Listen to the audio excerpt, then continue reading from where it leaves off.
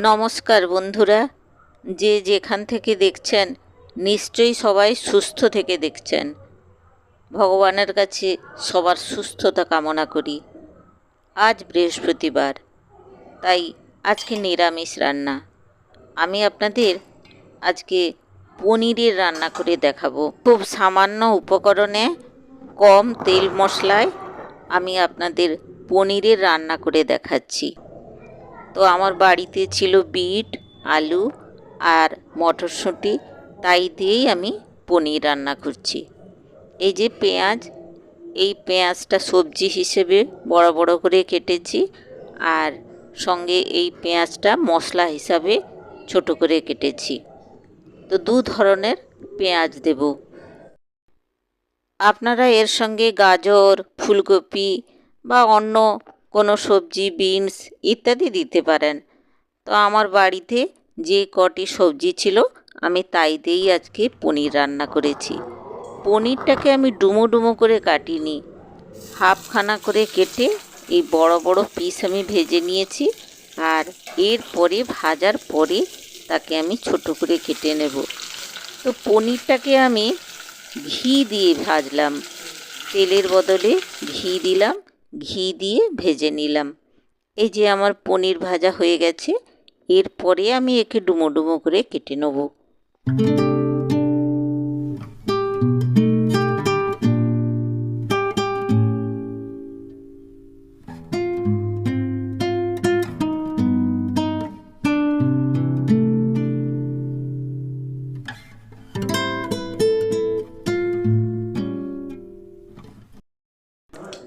এরপর ওই সামান্য তেলেই আমি আলু, বিট, মটরশুঁটি একটু নেড়ে নেব।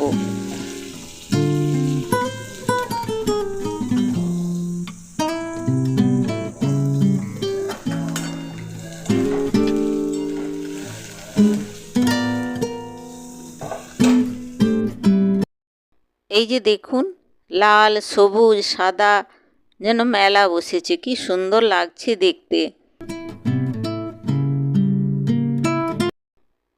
তো আমার সবজিগুলো এখন ভাজা ভাজা হয়ে গেছে, আমি নামিয়ে নেব। এইবার পনিরটাকে আমি টুকরো টুকরো করে কেটে নেব। ছোট ছোট করে কেটে ভাজলে অনেক সময় জ্বলে যায়, পুড়ে যায় আর কি। তো সেই জন্যে আমি বড় পিস করে ভাজলাম, তারপরে আমি ভাজার পরে আমি ছোট ছোট করে কেটে নেব। পনিরের রান্নায় একটু ঘি ব্যবহার করলে খুবই ভালো লাগে, খুব টেস্টি লাগে। তো সেই জন্যে আমি ঘি দিয়ে পনিরটাকে ভেজেছিলাম, আর এমনিতেও রান্নাতে একটু ঘি দিয়ে দিলাম। ওই তেলের ওপরে আমি লবঙ্গ আর এলাচ ফাটিয়ে দিয়ে দিলাম।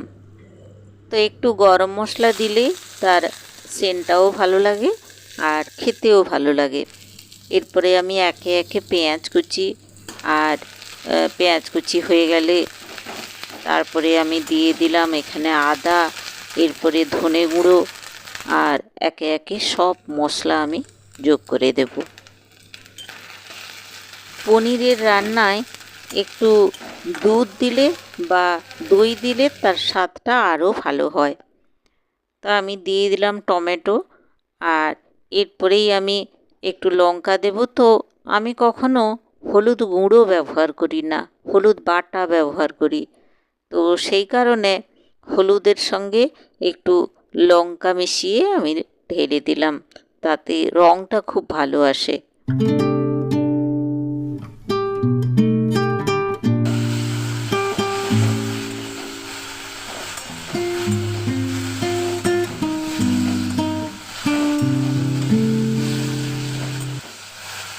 এই যে আমার মশলা কষা হয়ে গেছে, তো এর উপরে আমি সবজিটা দিয়ে দেবো।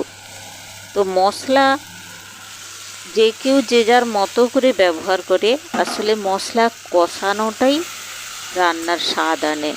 তো যতক্ষণ না তেল ছাড়ে ততক্ষণ কিন্তু মশলা কষতে হয়, মশলা কষাতেই কিন্তু রান্নার স্বাদ।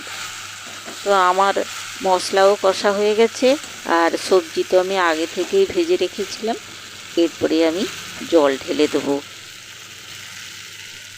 ও তার আগে ওই যে পেঁয়াজটা রয়েছে, যেটা আমি সবজি হিসেবে আলাদা করে রেখেছিলাম, সেটাও অ্যাড করে দিলাম।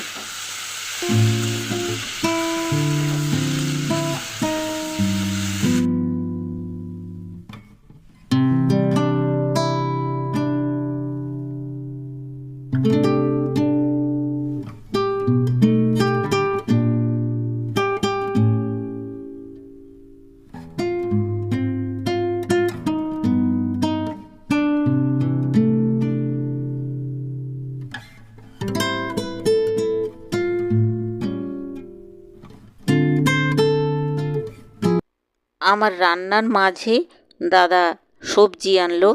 এই যে দেখুন, একেবারে টাটকা সবজি, শাক এনেছে, একেবারে যেন মনে হয় এক্ষুনি বাগান থেকে তুলে এনেছে। আর রয়েছে ঝিঙে, আর এই যে কুমড়ো আর লঙ্কা, পেঁপে। এই সবজিটা এইমাত্র আনলো।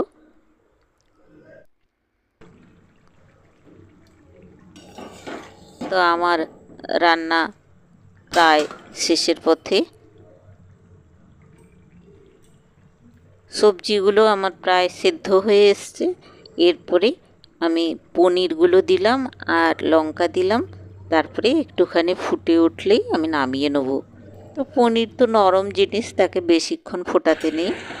তো একটু ফুটলেই আমি এরপরে নামিয়ে নেব। তো আপনারা রুটি, পরোটা কিংবা ভাত যার সঙ্গেই খান না কেন, এই গরম গরম এই রেসিপি আপনাদের সবার খুব ভালো লাগবে। আমার রান্না হয়ে গেছে, এই যে আমি নামিয়ে নিলাম।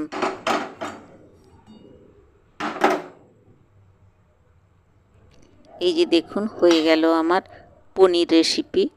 তো আপনাদের যদি ভালো লেগে থাকে অবশ্যই আপনারা বাড়িতে ট্রাই করুন। আর আমার এই ভিডিওটা যদি আপনাদের ভালো লেগে থাকে অবশ্যই সাবস্ক্রাইব করে আমার পাশে থাকবেন। ধন্যবাদ, নমস্কার।